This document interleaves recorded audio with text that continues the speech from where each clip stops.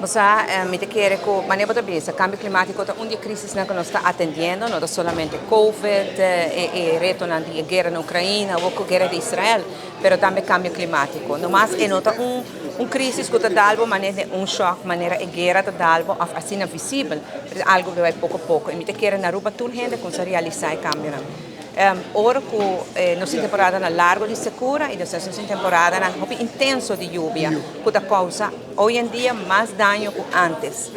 Nas carreteras têm mais mal condição para sobre o cambio climático, que nos quebra o que nós temos mais roupa e nós temos que invertir mais placa ainda dentro.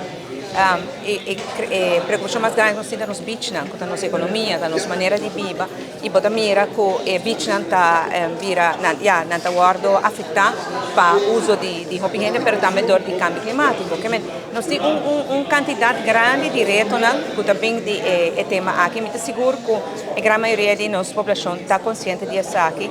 Outro, claro, está ocupado com outro retorno de todo dia, e agora percebemos que o governo com visão. O ministro Ursula Aron está encabeçando a comissão que nós instituímos, o Climate Change Council, que tem que percorrer para bem proposição que nós também atender com ele, para que também o Ministério da Infraestrutura também nós está adaptando leis e regras e diferentes manejos para nós atender o cambio climático, para nós ter em conta que o ouro para construir no futuro está exigir um pouco mais, se você construir cerca de Lamar, você tem em conta que o nível de água subir, enfim, assim tem par de assuntos técnicos que turma se vai atender.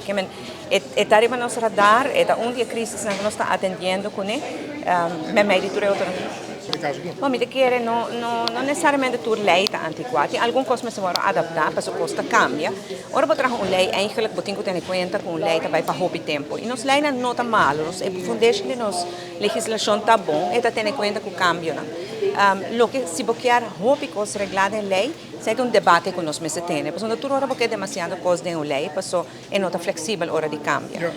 Pero verdade se está, como se vem certa regulação, e não é isso, mas se vem controle.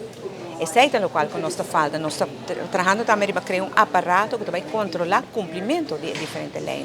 Então, nossa lei já está dando bastante espaço, mas nós temos que controlar mais mesmo.